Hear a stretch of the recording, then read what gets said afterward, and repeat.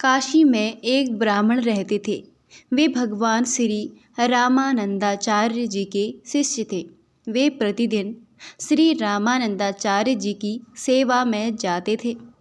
श्री रामानंदाचार्य जी पंचगंगा घाट पर विराजित थे तथा प्रतिदिन शालिग्राम सेवा किया करते थे। वे ब्राह्मण उनकी पूजा के लिए रोज तुलसी पत्र और फूल लेकर जाते थे। एक दिन ब्राह्मण का स्वास्थ्य खराब हो गया। उसकी स्थिति ऐसी नहीं थी कि गुरुजी को जाकर पुष्प देकर आए। उन ब्राह्मण की पुत्री जो बाल विधवा थी, ब्राह्मण ने अपनी उस पुत्री को श्री रामानंदाचार्य जी को पूजा के लिए पुष्प पहुँचाने को भेजा और कहा, बेटी, गुरुजी पूजा के लिए पुष्पों का इंतजार कर रहे होंगे, इसलिए तुम शीघ्रता से जाकर उन्हें पुष्प दे आओ। वह बेटी उसी समय पुष्प लेकर गुरुजी की सेवा में पहुंची। श्री रामानंदाचार्य जी हमेशा पर्दे में रहते थे। वे सबसे नहीं मिलते थे, विमुखों का दर्शन नहीं किया करते थे। वे बेटी उनके पास पुष्प लेकर पहुंची और जय श्री सीताराम कहकर उनसे गुरुजी को प्रणाम करती है और उन्हें पुष्प दे दिए। गुरुजी ने पूछा, बेटी तुम कौन हो? पंडित जी नहीं आए पुष्प लेकर? बेटी ने कहा, पिताजी नहीं आए, आज उनका स्वास्थ्य खराब है, इसलिए आज उनके स्थान पर मैं पुष्प लेकर आई हूँ। आप पुष्प स्वीकार कीजिए और मुझे आशीर्वाद प्रदान कीजिए। श्री रामानंदाचार्य जी ने पुष्प स्वीकार किए और आशीर्वाद के रूप में उन्होंने कुछ प्रसादी पुष्प उस बेटी को देना चाहा। जैसे ही रामानंदाचार्य जी ने पुष्प देने के लिए हाथ आगे बढ़ाए, उस बेटी ने पुष्प ग्रहण करने के लिए अपनी झोली फैला ली। श्री रामानंदाचार्य जी ने उसकी झोली पुष्प डालते हुए आशीर्वाद दिया, पुत्रवती भव। जैसे ही श्री रामानंदाचार्य जी ने उस बेटी को पुत्रवती होने का आशीर्वाद दिया, वह घबरा गई। रामानंदाचार्य जी ने पूछा, बेटी क्या हुआ? तब उसने हाथ जोड़कर कहा, गुरुजी, यह आपने किसे पुत्रवती होने का आशीर्वाद दे दिया। आपको मुख से निकला हुआ कोई शब्द असत्य नहीं होता है। मैं तो एक बाल विधवा हूँ और अपने पिता के घर में रहती हूँ। अब इस आशीर्वाद का समाधान किस प्रकार हो पाएगा? श्री रामानंदाचार्य जी बोले, बेटी, यह आशीर्वाद भगवत इच्छा से ही निकला है। अब जो होना था सो हो गया। अब तुम इस प्रसाद को लेकर जाओ। तुम्हारे यहाँ पुत्र का जन्म ही होगा और तुम्हें कोई दोष भी नहीं लगेगा। यह सुनकर वह लड़की उन फूलों को उस झोली में डालकर चली गई। वह लड़की मार्ग में फूलों की उस झोली को लेकर जा रही थी। मार्ग में उसे लगा कि यह झोली भारी होती जा रही है। जैसे ही उसने उस झोली को खोला, उसने देखा कि उस झोली में फूलों के स्थान पर एक छोटा सा बालक लेटा था। यह देखकर वह बहुत घबरा गई। उसने सोचा, अब मैं क्या करूं? इस बालक को कहाँ ले जाऊं? यदि मैं इसे घर ले जाती हूं तो लोग क्या कहेंगे? मैं किस किस को प्रमाण दूंगी कि यह गुरुजी का आशीर्वाद है? इससे मेरी और मेरे पिताजी की बहुत बदनामी होगी। यह विचार करके उसने सोचा, यह बालक जिनका प्रसाद, वही इसकी रक्षा भी करेंगे। ऐसा सोचकर वह लड़की काशी में स्थित लहरता तालाब के किनारे उस बालक को छोड़कर अपने घर चली गई। अब वह बालक कमल के फूल से भरे उस तालाब के निकट खेल रहा था। वहाँ से कई लोग गुजरे, परंतु किसी ने उस पर ध्यान नहीं दिया। तभी वहाँ से एक मुस्लिम दंपत्ति गुजर रहे थे। पैसे से वे लोग जुलाहा थे।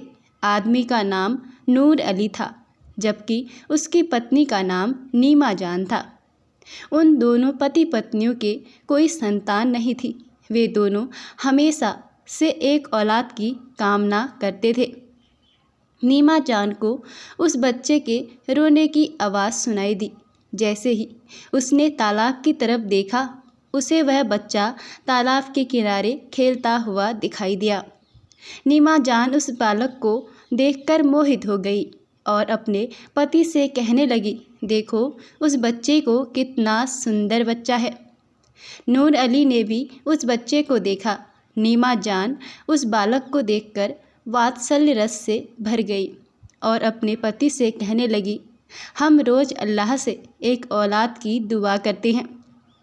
यदि आपके कहे तो मैं इस बच्चे को घर ले चलूं। मैं इसे अपनी औलाद की तरह पालूंगी।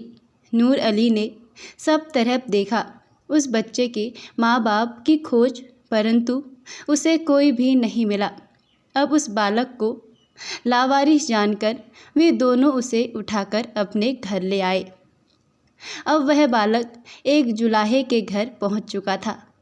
उस मुस्लिम दंपत्ति ने अपने धर्म के अनुसार बड़ी धूमधाम से उस बालक का जन्मदिन मनाया। जब उस बालक के नामकरण का समय आया, तब मौलवियों को बुलाया गया। उन्होंने कहा, तुम्हें अल्लाह के करम से ही यह औलाद मिली है, इसलिए अल्लाह के नाम पर ही इस बच्चे का नाम रखो। तब उस बच्चे का नाम कबीर अली रखा गया। अब वह बालक उनके घर में पहुंच तो गया था, परंतु वह कुछ खाता पीता नहीं था। अब उसके माँ बाप बहुत परेशान हो रहे थे कि कैसे उस बच्चे को कुछ खिलाया जाए, कैसे उसको दूध पिलाया जाए, परंतु वह बच्चा कुछ खाता पीता नहीं था। तब एक फ़कीर को बुलाया गया और उसने इस बारे में कोई उपाय पूछा। वो एक पहुँचे हुए फ़कीर थे।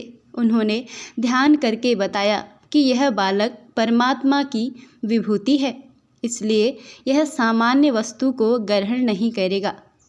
इसके लिए किसी ब्राह्मण के घर से गाय का दूध मंगवाइए, यह बालक उसी को ग्रहण करेगा। नूर अली के घर के पास ही एक कर्मा नाम की ब्राह्मणी रहती थी, जिसके पास गाय भी थी।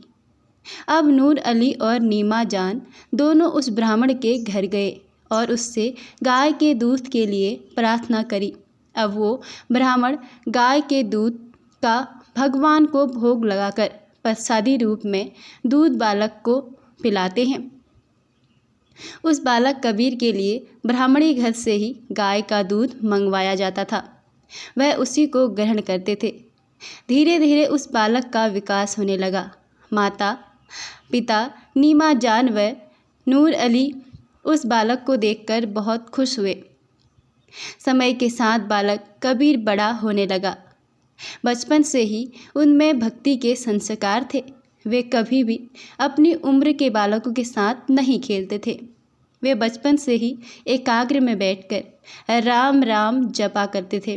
पहले तो उनके माँ बाप समझ ही नहीं पाए कि यह क्या बोल रहा है, पर जब उन्होंने ध्यान से सुना तब उन्हें पता चला कि अरे ये तो राम राम बोलता है।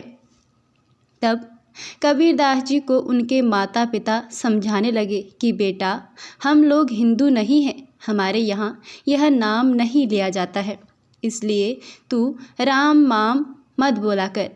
परंतु कबीरदास जी को राम राम जपना नहीं छोड़ा।